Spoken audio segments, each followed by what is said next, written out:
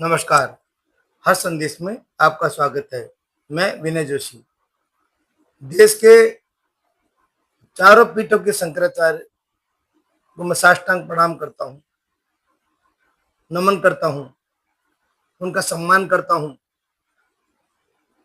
कोई भी देश के शंकराचार्य हो, पीठाधीश्वर हो, संत हो, महात्मा हो, साधु हो, सन्यासी हो, सबका मैं आदर से सम्मान करता हूँ, प्रणाम करता हूँ, उनके प्रति निष्ठा भी रखता हूँ।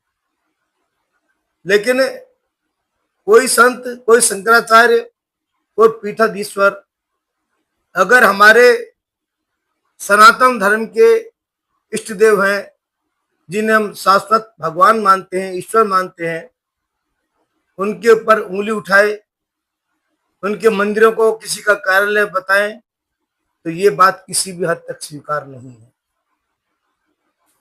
मैं चर्चा कर रहा हूं शंकराचार्य महाराज अविमुक्तेश्वरानंद जी की। उन्होंने अभी वक्तव्य दिया था कि अयोध्या, काशी और मथुरा ये भारतीय जनता पार्टी के कार्यालय हैं, भारतीय जनता पार्टी के कार्यालय की तरह काम कर रहे हैं। महाराज जी, ये आपका वक्तव्य स्वीकार नहीं है। आपसे उम्मीद भी नहीं कर सकते कि एक शंकराचार्य पीठ पर बैठा हुआ संत शिरोमणि इस तरह के ओछे वक्तव्य देंगे। आपने कहा कि शंकराचार्य सम्राट होता है, हमें स्वीकार है। आपने कहा सबसे बड़ा पद शंकराचार्य का होता है, इससे बड़ा कोई पद नहीं होता सनातन धर्म का, यह हमें स्वीकार है। आपने कहा कि शंकराचार्य किसी पद की लोलुपता में नहीं रहता, ये भी हमें स्वीकार है। आप गौ रक्षा के लिए काम कर रहे हो, ये भी हमें स्वीकार है, हम आपके इसके लिए वंदना करते हैं। आप कहते हो हम धर्म जागरण के लिए काम कर रहे हैं, ये भी स्वीकार है। लेकिन आप कहो कि देश का मंदिर, जिसमें रामलला का मंदिर, जहां भगवान कृष्ण ने जन्म दिया, वो स्थान या भगवान शंकर का स्थान किसी का कार्यालय है, तो ये वक्तव्य स्वीकार नहीं है। बहुत गंदी मानसिकता है। आप किसी व्यक्ति से, पार्टी से लड़ते लड़ते आप सनातन धर्म तक जा पहुंचे। हर काल में किसी न किसी राजा महाराजा ने, शासक ने जिस मंदिर के प्रति आस्था थी, जिस मस्जिद के प्रति आस्था थी, जिस गिरजाघर के प्रति आस्था थी, उसका निर्माण करवाया है, पर उसका कार्यालय नहीं बना, कार्यालय हो भी नहीं सकता।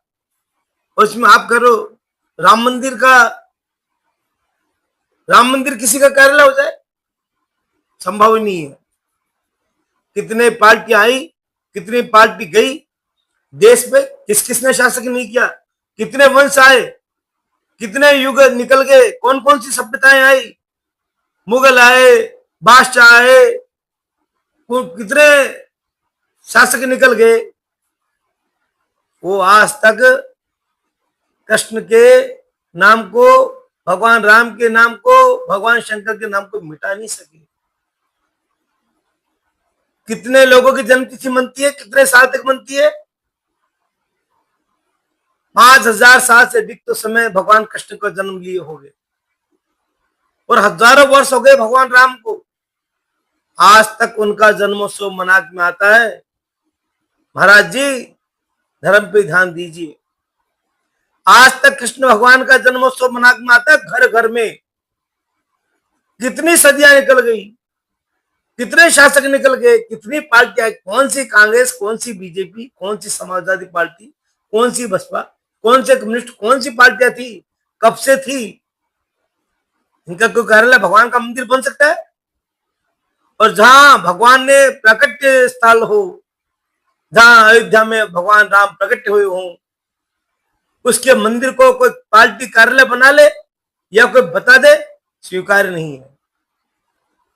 कोई कितना ही नाराज हो जाओ, बिल्कुल स्वीकार नहीं है। अगर ऐसा वक्तव्य दिया है तो किसी भी धर्माचार्य ने दिया हो, किसी भी शंकराचार्य ने दिया हो, उन्हें सभी सनातनियों से माफी मांगनी चाहिए। क्या संदेश दे रहे हैं हम, क्या सिखा रहे हैं? भगवान कोई पार्टियों के पीछे है? भगवान के मंदिर की पार्टी को पीछे है। अरे हर शासक की, हर शासन की जिम्मेदारी बनती है हिंदुस्तान में रहकर सनातन धर्म की रक्षा करने की, चाहे वो कोई भी रहा हो। और जिसने हमारे धर्मस्थलों को मिटाकर अपने धर्मस्थल खड़े किए, ऐसे धर्मस्थलों को भी मिटाने की जिम्मेदारी उस शासक की बनती है। और सनातन धर्म के साथ रहेगा। जो उसके इष्ट का मंदिर बनाता है, उसके इष्ट की आराधना करता है, उसकी इष्ट की विभूति बनाता है, तो कोई भी पार्टी हो, कोई भी शासक हो, कोई भी राजा हो, कोई प्रधानमंत्री हो, देशवासी उसके साथ रहे थे, रहेंगे, रहते आए हैं। आप क्या कहना चाह रहे हो? अरे आपकी भारतीय जनता पार्टी से लड़ाई खूब लड़ो, आपकी योगी आदित्यनाथ से लड़ाई खूब लड़िए, आपकी नरेंद्र मोदी से लड़ाई खूब लड़िए, हम उसमें बीच में नहीं आते। लेकिन आप कहो कि इस मंदिर को मैं कार्यालय बता दूं, भगवान रामलला का, अयोध्या को मैं किसी का कार्यालय बता दूं जहां भगवान कृष्ण का जन्म हुआ है, भगवान शंकर की जो विश्व की पहली नगरी मानी जाती है काशी वाराणसी, तो उसको आप किसी पार्टी का कार्यालय बता दो, कतई स्वीकार नहीं है। और कोई भी सनातन धर्म इसको स्वीकार नहीं करेगा। कब से शासक है? जिन्ना के लिए कहा गया था कि जिन्ना के जो बाबा थे वो हिंदू थे, जिन्ना की दादी हिंदू थी, जिन्ना के नाना हिंदू थे, जिन्ना की नानी हिंदू थी। तो कब से था हमारा धर्म? कब आए? इस्लाम धर्म कब से चालू हुआ? ईसाई धर्म कब से चालू हुआ? और हमारा धर्म कब से है? और आप कह रहे हो किसी का कार्यालय बन गया? अरे कितने संत आए, कितने महात्मा चले गए, कितनी पार्टियां चले गई, कितने शासक चले गए, कितने प्रधानमंत्री चले गए, राष्ट्रपति चले गए, और नहीं गया तो हमारा सनातन धर्म नहीं गया। हजारों वर्ष से कई मंदिर खड़े हैं आज भी, उनको कोई ये नहीं कह सकता ये किसी राजा का कार्यालय, किसी शासक का कार्यालय, या किसी प्रधानमंत्री का कार्यालय, या कोई पार्टी का कार्यालय। शासक की जिम्मेदारी बनती है वहां के लोगों की भावनाओं के अनुरूप काम करने की। वो मंदिर बनाते हैं या सनातनियों की रक्षा के लिए काम करते हैं, वो उनकी जिम्मेदारी है। तो फिर सनातनियों की भी जिम्मेदारी बनती है कि उनके लिए जो काम करेंगे सनातनी भी उनका ध्यान रखेंगे। और पार्टी ने मना है क्या? सब रखो ना सनातनियों के ध्यान। अभी सब अयोध्या जाने की बात कर रहे हैं, अयोध्या कई लोग गए हैं, किसी सनातनी ने विरोध किया? किसी सनातनी ने मना किया? सनातनी तो गर्व महसूस करता है, आइए हम स्वागत करते हैं, सनातन धर्म को अपनाइए, सनातन धर्म के रास्ते पर चलिए, सनातन धर्म के उत्थान के लिए काम कीजिए। पर यह नहीं है कि कोई मंदिर को कार्यालय बता दे किसी का, ये कभी भी संभव नहीं है, ये स्वीकार भी नहीं है।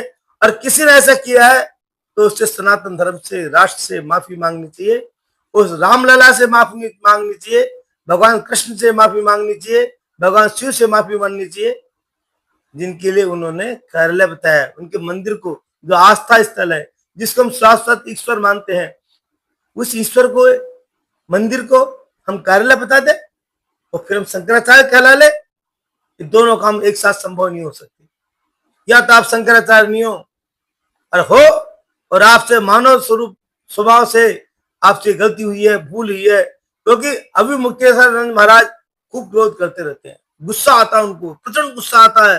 जब गुस्सा आता है तो हो सकता है गुस्सा में उन्होंने कहा हो, द्वेषता में कहा हो, ईर्ष्या बस कहा हो, कोई भी भाव से कहा हो। अगर उन्होंने ऐसा कहा है तो उन्होंने सनातन धर्म से माफी मांगनी चाहिए। धन्यवाद, नमस्कार।